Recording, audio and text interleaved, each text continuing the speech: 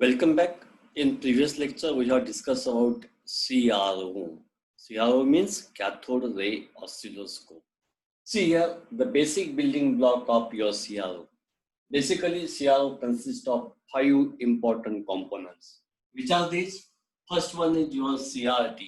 CRT means cathode ray tube. Second one is vertical deflection system. Third one is horizontal deflection system.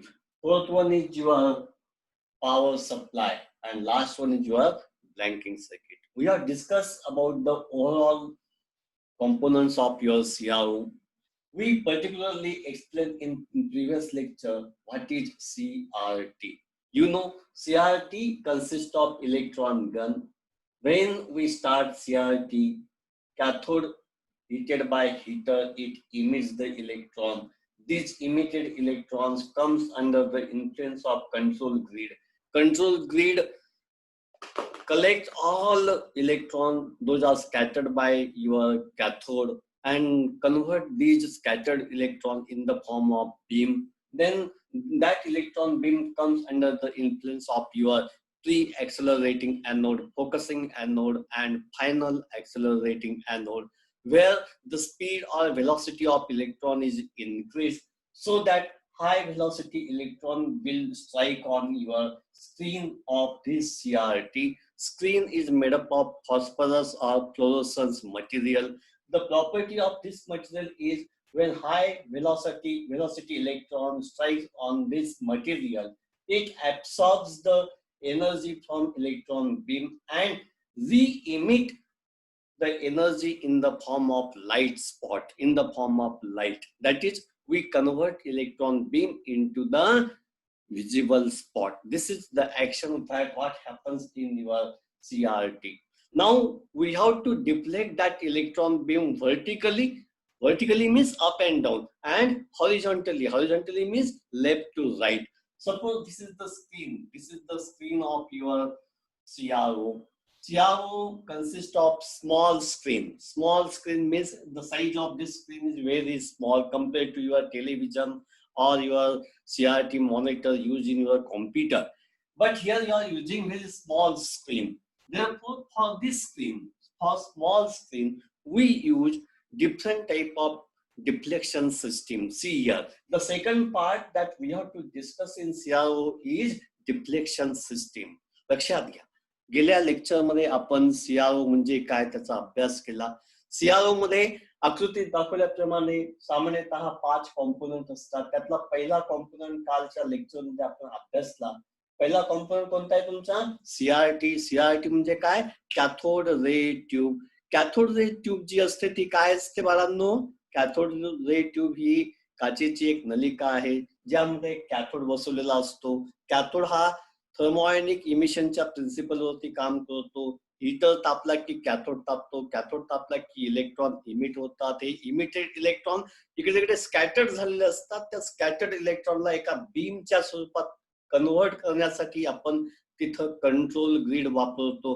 Control grid मुळे आपल्याला तुमची जी electron त्या बीमचं रूपांतर जेव्हा इथं विजिबल स्पॉट मध्ये होईल त्याची ब्राईटनेस किंवा इंटेन्सिटी कंट्रोल करण्यासाठी वापरतात. पहा, सीआरओच्या इथे मी तुम्हाला फ्रंट पॅनल दाखवलेला आहे. फ्रंट पॅनल मध्ये ह्याची इंटेन्सिटी किंवा ब्राईटनेस कंट्रोल जो असतो, हा इंटेन्सिटी किंवा ब्राईटनेस कंट्रोल आपण कमी जास्त करतो. म्हणजे आपण नेमकं काय करतोय, तर कंट्रोल ग्रीड तिथं जी सीआरटी मध्ये वापरलेली आहे त्याचं निगेटिव्ह व्होल्टेज आपण कमी जास्त करतो. लक्षात घ्या. We controls the intensity of beam with the help of control grid. Got it? नंतर ती इलेक्ट्रॉन बीम जी आहे ती प्री ऍक्सलरेटिंग एनोड, नंतर फोकसिंग एनोड, नंतर ऍक्सलरेटिंग एनोडच्या सानिध्यात येते. प्री ऍक्सलरेटिंग एनोड त्याचा स्पीड वाढवतो. नंतर फोकसिंग एनोडच्या साह्याने आपल्याला त्या बीमला फोकस करता येतं. फोकसिंग करण्यासाठी इथं पुन्हा एक फोकस बटन आहे. हे बटन म्हणजेच काय बाळांनो, तर इथं जे फोकसिंग एनोड आपण वापरलेलं आहे त्याला लावलेलं पॉझिटिव्ह व्होल्टेज कमी जास्त केलं की आपल्याला फोकसिंग ऍडजस्ट करता येतं.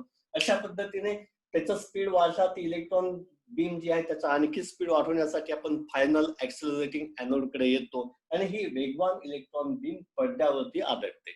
पडदा जो आहे तो फ्लोरोसन्स किंवा फॉस्फरस मटेरियलचा बनवलेला आहे. फॉस्फरस किंवा फ्लोरोसन्स मटेरियलची गुणधर्म आहे, प्रॉपर्टी आहे. काय प्रॉपर्टी आहे?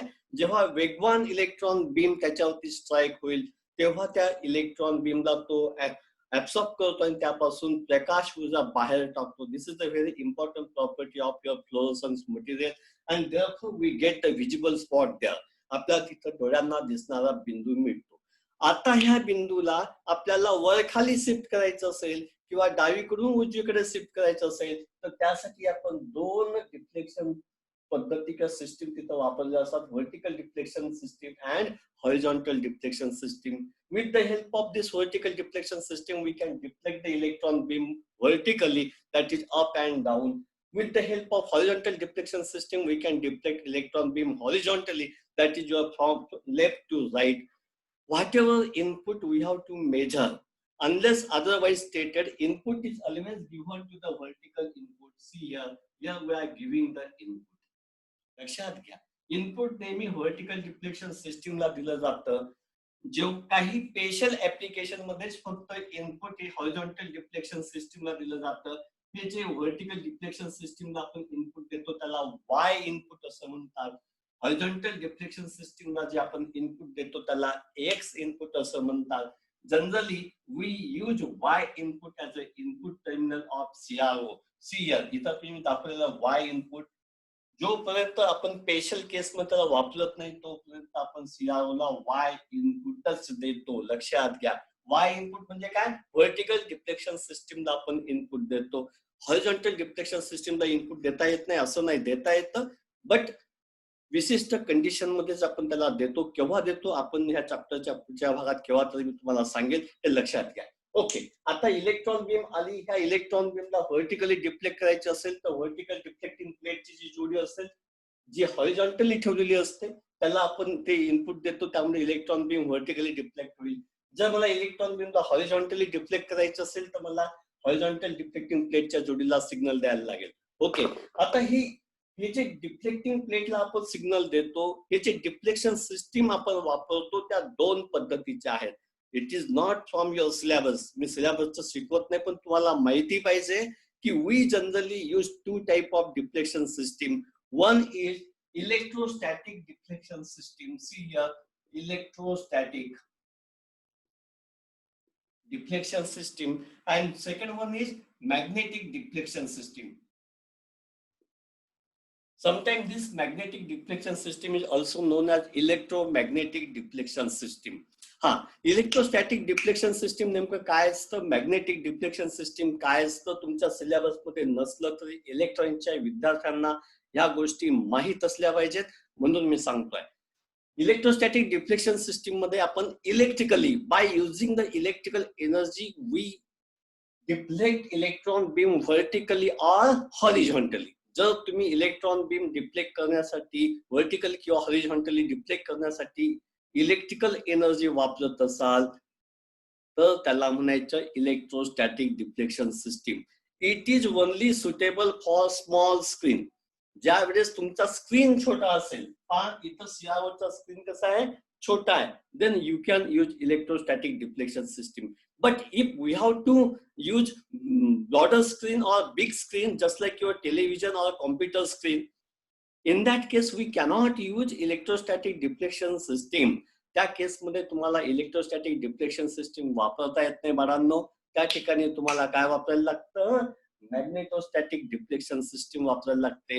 ही जी मॅग्नेटोस्टॅटिक डिफ्लेक्शन सिस्टीम मध्ये काय असणार, तिथेही सीआरटी आहे, तिथेही व्हर्टिकल डिफ्लेक्टिंग प्लेट्स आहेत, तिथेही हॉरिझॉन्टल डिफ्लेक्टिंग प्लेट आहे. त्या व्हर्टिकल डिफ्लेक्टिंग प्लेट आणि हॉरिझॉन्टल डिफ्लेक्टिंग प्लेटला मॅग्नेटिक एनर्जीच्या सहाय्याने त्यासाठी त्या सीआरटीच्या मानेभोवती बाहेरून, लक्षात घ्या, इथं सीआरटीच्या आतमध्ये ह्या डिफ्लेक्टिंग प्लेट्स आहेत. तुम्ही टीव्हीचा सीआरटी पाहिला किंवा तुमच्या कॉम्प्युटरमध्ये जर सीआरटी मॉनिटर असेल तर त्याचा सीआरटी पाहिला तर त्याच्या मानेभोवती बाहेरून डिफ्लेक्टिंग प्लेट्सची अरेंजमेंट केलेली असेल. दोन कॉईल व्हर्टिकल साठी आणि दोन कॉईल हॉरिझॉन्टल साठी. अशा पद्धतीचं जी डिफ्लेक्शन सिस्टीम असते त्याला आपण मॅग्नेटोस्टॅटिक डिफ्लेक्शन सिस्टीम असं म्हणतो. म्हणून जे जुने टीव्ही होते ज्याच्यामध्ये सीआरटीच्या मानेभोवती हे कॉईल गुंडाळलेले असायचे, तिथं जर तुम्ही कलर टीव्ही असेल आणि तिथं जर तुम्ही स्पीकर नेला तर तुमचं जे पिक्चर दिसायचं ते टीव्हीवरचं ते उलट सुलट वेगळं वाकडं तिकडं व्हायचं. याला कारण असं की ते डिफ्लेक्शन सिस्टीम मध्ये काय होतं, तुम्ही स्पीकर नेला की मॅग्नेटिक डिफ्लेक्शन सिस्टीम असल्यामुळे डिफ्लेक्शन काय होतं, बदलतं. म्हणून टीव्ही जवळ तुमचा काय न्यायचं नाही, स्पीकर न्यायचं नाही असं सांगितलं जातं. ओके, लक्षात आलं. म्हणजे टीव्ही मध्ये आपण जी डिफ्लेक्शन सिस्टीम वापरतो ती मॅग्नेटोस्टॅटिक डिफ्लेक्शन सिस्टीम आहे. आणि सीआरओ मध्ये आपण जी डिफ्लेक्शन सिस्टीम वापरतो ती कोणती आहे, इलेक्ट्रोस्टॅटिक डिफ्लेक्शन सिस्टीम आहे. एकदम क्लिअर तुमच्या लक्षात आलं पाहिजे. इलेक्ट्रोस्टॅटिक डिफ्लेक्शन सिस्टीम मध्ये त्या ज्या डिफ्लेक्टिंग प्लेट्स असतात त्या सीआरटीच्या आतमध्ये आहेत. लक्षात घ्या. The deflecting plate in your CRT are inside of the CRT, not outside. In magnetostatic deflection system, we have to use deflection plate or deflection coil outside of the CRT, around the neck of CRT. This is the only difference between your electrostatic and magnetostatic deflection system. Here we are focusing only on the CRO, therefore I am discussing about the electrostatic deflection system. There are two types of deflection system needed in CRO. We have to deflect electron beam vertically as well horizontally. Therefore, we need two type of signal. When we have to deflect electron beam vertically, we need vertical deflection system. When we have to we need deflection of electron beam horizontally, then we need horizontal deflection system. Right now, we are going to discuss what is vertical deflection system and what is horizontal deflection system. लक्षात घ्या. CRO शिकवताना मी आधीच सांगितलं होतं, पहिल्या lecture मध्ये तुम्हाला मी block diagram दिली होती. त्या ब्लॉक डायग्राम मध्ये सांगितलं होतं की इथं 5 कॉम्पोनंट असतात. पहिला कॉम्पोनंट असतो CRT. CRT is the heart of your cathode ray oscilloscope. Second one is your vertical deflection system. Third one is your horizontal deflection system. Fourth one is your power supply and last one is your what, blanking circuit. हे पाचीचे पाची component आपण step by step शिकणार आहोत. पाची component शिकलो की सगळ्यांना मी एकत्र केलं आणि काय बनेल तुमचा, यस, सीआरओ तुमचा तयार होईल. त्यातला पहिला कॉम्पोनंट आपण पाहिला होता कालच्या लेक्चर मध्ये. सीआरटी काय असतं, सीआरटीची रचना कशी असते, सीआरटी कशा पद्धतीने काम करतो. We have yesterday discuss about all this construction details of CRT and the working principle or working action of your CRT. Today's lecture, we are devoting this lecture only for deflection system, that is vertical deflection system and horizontal deflection system. Got it? मला वाटतं आपण तुमच्या लक्षात आलं असेल की मला काय म्हणायचंय. सीआरटी आपण अभ्यासली. आता आपण वर्टिकल डिफ्लेक्शन सिस्टीम आणि हॉरिझॉन्टल डिफ्लेक्शन सिस्टीमचा अभ्यास करणार आहोत. डिफ्लेक्शन सिस्टीम मध्ये आपण जी पद्धत वापरतो ती कोणती आहे बाळांनो, electrostatic deflection system. Got it? आता मी ते सांगणार नाही कोणती डिफ्लेक्शन सिस्टीम असते. ती असते इलेक्ट्रोस्टॅटिक. आणि टीव्ही मध्ये कोणती असते, मॅग्नेटोस्टॅटिक. हे तुमच्या लक्षात आलं. आता आपण वर्टिकल डिफ्लेक्शन सिस्टीम म्हणजे काय असतं ते पाहूया. सीआरओच्या ब्लॉक डायग्राम मध्ये दाखवताना मी सांगितलं होतं की व्हर्टिकल डिफ्लेक्शन सिस्टीम मध्ये काय काय असतं, इनपुट अटेन्युएटर, व्हर्टिकल एम्प्लिफायर आणि delay line. See the block diagram of CRO. सीआरओच्या ब्लॉक डायग्राम मध्ये मी हे सगळं दाखवलं होतं, input attenuator, vertical amplifier and delay line. हेच मी इथे एक ब्लॉक डायग्राम दाखवलेली आहे. याच्यामध्ये व्हर्टिकल डिफ्लेक्शन सिस्टीम मध्ये काय काय असतं तुमच्या लक्षात येईल. पहा, इनपुट अटेन्युएटर आहे, हा व्हर्टिकल एम्प्लिफायर आहे, ही डिले लाईन आहे. डिले लाईन पासून मी 2 सिग्नल तयार केला. हे 2 सिग्नल जे आहेत ते व्हर्टिकल डिफ्लेक्टिंग प्लेटच्या एका प्लेटला एक सिग्नल आणि दुसऱ्या प्लेटला दुसरा सिग्नल. लक्षात घ्या बाळांनो, सीआरटी मध्ये व्हर्टिकल डिफ्लेक्टिंग प्लेट नेहमी हॉरिझॉन्टल आडवी ठेवलेली असते, तर हॉरिझॉन्टल डिफ्लेक्टिंग प्लेट नेहमी व्हर्टिकल ठेवलेली असते. समजून घ्या. म्हणून व्हर्टिकल डिफ्लेक्टिंग प्लेटला मी हॉरिझॉन्टल दाखवलेली आहे आणि डिले लाईन पासूनचा सिग्नल त्याला दिलेला आहे. आता आपण यातला प्रत्येक कॉम्पोनंट समजून घ्यायचा प्रयत्न करू. सीआरओ मध्ये कोणी विचारलं की इनपुट सीआरओच्या कोणत्या टोकाला देतात, तुमच्या लक्षात आलं पाहिजे. We always give input to the Y input. Y means what, vertical. Y म्हणजे काय, व्हर्टिकल. व्हर्टिकल म्हणजे काय, ज्यामध्ये इलेक्ट्रॉन बीम काय होते, व्हर्टिकली डिफ्लेक्ट होते. That is your vertical deflection system.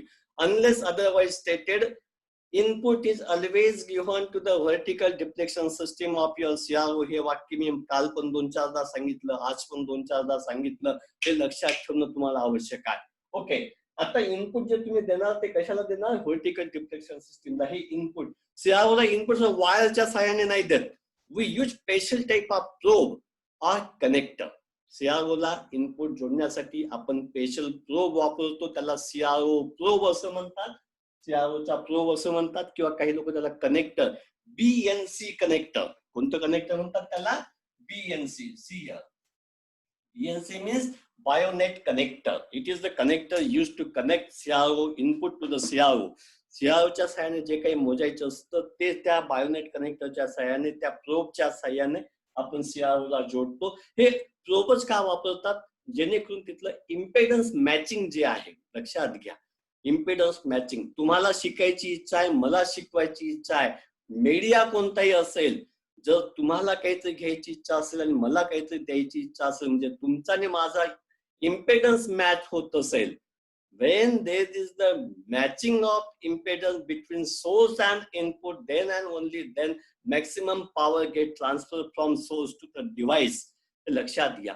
म्हणून आपल्याला इम्पेडन्स मॅचिंगची आवश्यकता असते, की जेणेकरून त्या सोर्स पासूनचा सिग्नल जो आहे तो आपल्या इनपुटला देता येईल. आणि त्याकरिता आपण स्पेशल प्रोब वापरतो. ही जी प्रोब आहे याच्यामध्ये रेजिस्टन्स, कॅपॅसिटन्स जे असतात ते त्याच्या पॅरलल मध्ये जोडलेले आहेत, आपण ते दाखवलेलं आहे. आणि ह्या प्रोबच्या सहाय्याने आपण इनपुट जे आहे ते आपण या सीआरओला देतो. सीआरओला इनपुट देताना मी आधीच सांगितलं, we can measure voltage with the help of CRO. CRO is the voltage operated device. Got it? There are two types of voltages, AC voltage and DC voltage. We have to select which type of voltage we have to going to measure, that is AC or DC. Therefore we have to select it. आपल्याला ते select करायला लागेल. म्हणून CRO मध्ये AC DC selector असतं. पहा इथं AC DC काय असतं? सिलेक्टर असतं. If you are giving AC input, then press this AC button. If you are giving DC input, then press this DC button. Got it? हे तिथं असतं. आणि हे पहा, हेच ते इनपुट सिलेक्टर आहे, एसी किंवा डीसी. एसी केलं तर एसी सिलेक्ट होईल, डीसी केलं तर यस डीसी सिलेक्ट होईल. अशा पद्धतीने जो काही इनपुट आपण लावतो तो कोणता आहे, लक्षात घ्या. इनपुट नेहमी वाय ला देतो. वाय म्हणजे व्हर्टिकल डिफ्लेक्शन सिस्टीम. लक्षात येते? समजून घ्या.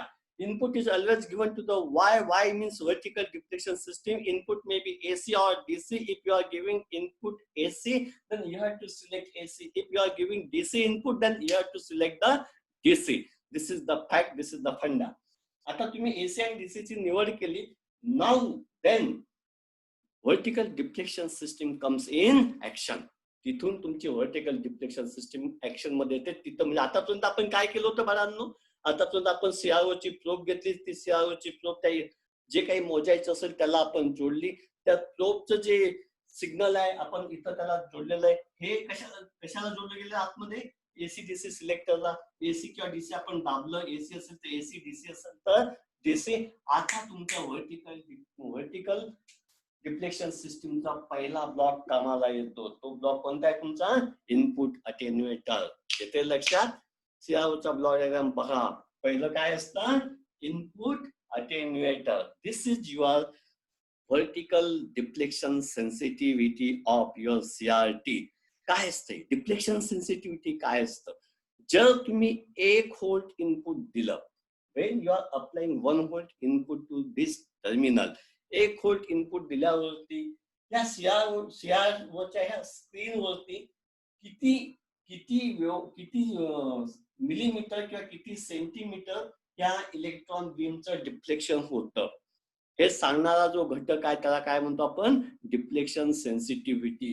Input attenuator is calibrated in deflection sensitivity. कशामध्ये कॅलिब्रेट केलाय त्याला? डिफ्लेक्शन सेन्सिटिव्हिटी मध्ये. होतं काय पहा. डिफ्लेक्शन सेन्सिटिव्हिटी म्हणजे काय ते समजून घ्या. समजा तुम्ही 1 व्होल्ट एवढं इनपुट दिलं. इनपुट किती दिलंय? 1 व्होल्ट. आणि ही जी इलेक्ट्रॉन बीम आहे ती 1 सेंटीमीटर पुढे शिफ्ट झाली. किती? 1 डिव्हिजन. सेंटीमीटर म्हणण्याऐवजी आपण डिव्हिजन म्हणूया. तर सीआरटीच्या पडद्यामध्ये समजा हा तुमचा सीआरटीचा पडदा आहे, ही तुमची टाइम ऍक्सिस आहे, हे तुमची जी आहे ती दुसरी एक वाय ऍक्सिस आहे. बरोबर आहे? हा तुमचा एक्स ऍक्सिस, याला ग्रॅटिट्यूड असंही म्हणतात. तुम्ही समजा डीसी इनपुट दिलं, या तुमच्या इथं काय असतात पहा.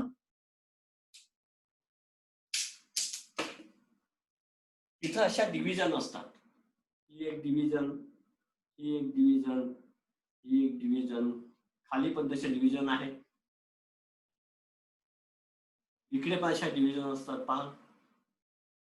तुम्ही एकदा सीआरओ पहा म्हणजे तुमच्या लक्षात येईल. युट्यूब वरती जर तुम्ही टाकलं CRO तर CRO ची ब्लॉक डायग्राम, CRO चं तुम्हाला हे फ्रंट पॅनल पण लक्षात येईल. म्हणजे काय दाखवतो आपण हे डिव्हिजन आहे. हे स्क्रीनला आपण डिव्हाइड केलेलं आहे. ओके, ही तुमची एक्स ऍक्सिस आहे, हा तुमचा वाय ऍक्सिस आहे.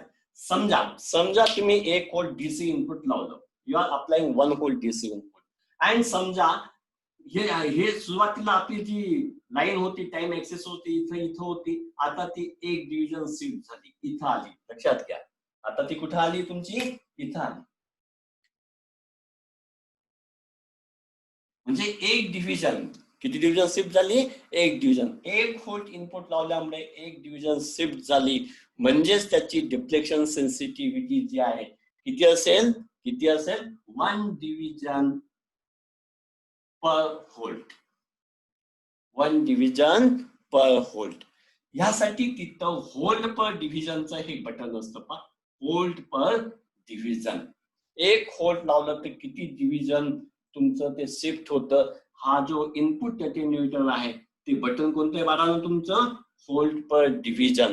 म्हणजे समजा हे व्होल्ट पर डिव्हिजनचं बटन 1 वरती असेल, समजून घ्या, आता जे मी सांगतोय ते समजून घ्या. जर समजा व्होल्ट पर डिव्हिजनचं बटन हे 1 व्होल्ट वरती असेल, ओके, आणि जर तुम्ही इनपुट लावलं आणि 2 डिव्हिजन ती व्यवस्थित झाली, म्हणजे किती डिव्हिजन शिफ्ट झाली, 2 डिव्हिजन. हे बटन कशावरती आहे बाळांनो, 1 volt per division. Division cancel, 2 into 1 volt, that is your 2 volt. म्हणजेच आपण लावलेलं व्होल्टेज किती आहे, यस 2 व्होल्ट. अशा पद्धतीने आपण डायरेक्ट काय मोजू शकतो, व्होल्टेज मोजू शकतो. म्हणजे input attenuator is calibrated in deflection sensitivity. It is denoted on your front panel of CRO by volt per division knob. volt per divisionच्या साहाय्याने त्याला आपण दाखवलेलं असतं. मला वाटतं हे तुमच्या लक्षात येईल. जेव्हा आपण मोजमापन कसं करतात याचा अभ्यास करू तेव्हा तुम्हाला पुन्हा एकदा मी सांगेन. आता इनपुट अटेन्युएटर पासूनचा सिग्नल जो आहे तो एम्प्लिफायरला गेला. दिस इज युअर व्हर्टिकल एम्प्लिफायर. कोणता एम्प्लिफायर असतो तुमचा, व्हर्टिकल एम्प्लिफायर. या एम्प्लिफायर मध्ये 2 पार्ट असतात आणखी. एक असतो प्री एम्प्लिफायर आणि दुसरा जो असतो तुमचा पॉवर एम्प्लिफायर. प्री एम्प्लिफायर काय करतो, हा एकदम छोटा सिग्नल आहे, त्याची लेवल वाढवतो. वाढलेल्या सिग्नलची लेवल पुन्हा वाढवण्याचं काम कोण करतं, पॉवर एम्प्लिफायर करतो. याची पॉवर लेवल आपल्याला वाढवायची, so that it can deflect the electron beam vertically. Electron बीमला व्हर्टिकली डिफ्लेक्ट करण्यासाठी जास्त पॉवरच्या सिग्नलची आवश्यकता असेल, आणि म्हणून आपण इथं प्री एम्प्लिफायर आणि पॉवर एम्प्लिफायर वापरतो. नंतर हा जो सिग्नल आहे आपण डिले लाईनला देतो. ही डिले लाईन का वापरली, लक्षात घ्या. परीक्षेमध्ये तुम्हाला 3 मार्कांसाठी प्रश्न विचारला जातो, why we use delay line in CRO. हे जे चॅप्टर आहे electronic instrument, total chapter 3 devices त्याच्यात शिकायचे आहेत. मॅक्सिमम 25 मार्काला, कारण माझ्याकडनं 20 मार्क्स सांगितले गेले नाही. Minimum 17 marks and maximum 25 marks. पहिलं आणि दुसरं 2 चॅप्टर केलं 50 मार्क्स. लक्षात घ्या, 2 चॅप्टर वरती किती मार्क्स आहेत तुमचे, 50. आपले पेपर 1चे 2 चॅप्टर वरती किती मार्क्स होते तुमचे, 54 मार्क्स. लक्षात घ्या, 50 मार्क्सचं टॉपिक आपले या मंथ एंडिंग मध्ये कम्प्लीट होतील, समजून घ्यायचं. तुमच्या व्हर्टिकल एम्प्लिफायर मध्ये 2 प्रकारचे एम्प्लिफायर आहेत, प्री एम्प्लिफायर आणि पॉवर एम्प्लिफायर. पॉवर एम्प्लिफायर पासून पॉवर एम्प्लिफाईड सिग्नल डिले लाईन मार्फत CROच्या व्हर्टिकल डिफ्लेक्टिंग प्लेटच्या जोडीला दिला जातो. डिले लाईन म्हणजे काय, डिले लाईन म्हणजे काय समजून घ्या. एक छोटीशी गोष्ट सांगतो, म्हणजे तुमच्या लक्षात येईल की डिले लाईन काय असतं. समजा मी आणि अनुराग आम्ही दोघं फिरायला गेलो. अनुरागचा जो स्पीड आहे तो खूप जास्त आहे, म्हणजे तो 10 मिनिटांमध्ये 1.5 किलोमीटर चालतो आणि मी 10 मिनिटांमध्ये समजा 1 किलोमीटर चालतो. म्हणजे अनुरागचा स्पीड कसा आहे, जास्त आहे. पण मला आणि अनुरागला सोबत चालायचं आहे. मग सोबत चालायचं असेल तर माझा स्पीड तर काही वाढणार नाही. मग मला काय करावं लागेल, अनुरागचा स्पीड कमी करायला लागेल. लक्षात घ्या, we have to delay the speed of अनुराग so that we reach to the destination at same time. आपल्याला एका विशिष्ट डेस्टिनेशनला पोहोचायचं आहे. एकाचा स्पीड जास्त, एकाचा स्पीड कमी, पण दोघांचा स्पीड जर सारखा करायचं असेल तर आपल्याला एकच करता येईल, याचा स्पीड वाढवता येत नाहीये, माझा स्पीड मला वाढवता येत नाहीये. मला काय करता येईल, ज्याचा स्पीड जास्त आहे त्याचा स्पीड कमी करता येईल. म्हणून मी काय करतो ते पहा. See here, why delay line delays the time, it skip some time. किती time? Generally it delay this vertical input signal to reach the vertical deflecting plate by 80 nanosecond. Nanosecond, second नाही, nanosecond. 80 नॅनोसेकंद पर्यंतचा वेळ delay करण्यासाठी आपण delay line वापरतो. तुम्ही म्हणा असं याची गरज का पडली? कारण हॉरिझॉन्टल डिफ्लेक्शन सिस्टीम मध्ये दोन्ही सिग्नल, व्हर्टिकल डिफ्लेक्शन सिस्टीमचा सिग्नल व्हर्टिकल डिफ्लेक्टिंग प्लेटला जाईल, हॉरिझॉन्टल डिफ्लेक्शन सिस्टीमचा सिग्नल हॉरिझॉन्टल डिफ्लेक्टिंग प्लेटला जाईल. आणि ह्या दोघांना सिग्नल मिळाला की इलेक्ट्रॉन बीम वर खाली डावीकडून उजवीकडे फिरेल आणि आपल्याला इथं काय मिळेल? वेव्हफॉर्म मिळेल. म्हणजे आपल्याला जर वेव्हफॉर्म पाहिजे असेल तर फक्त व्हर्टिकलला इनपुट दिलं तर चालेल का? नाही, आपल्याला हॉरिझॉन्टलला पण इनपुट द्यायला लागेल, हॉरिझॉन्टल पासूनचा इनपुट त्याला मिळायला पाहिजे.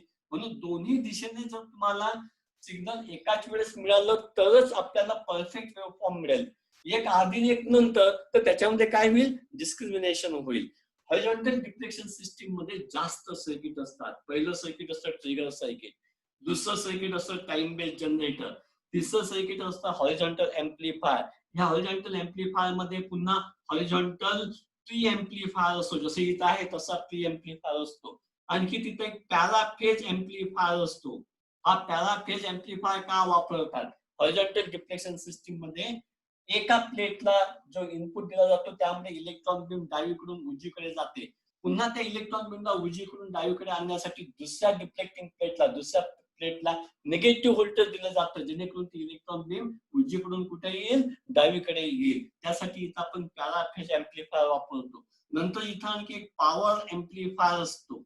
लक्षात घ्या किती सर्किट झाले? Trigger circuit, time based generator, horizontal pre amplifier, paraphase amplifier, power amplifier.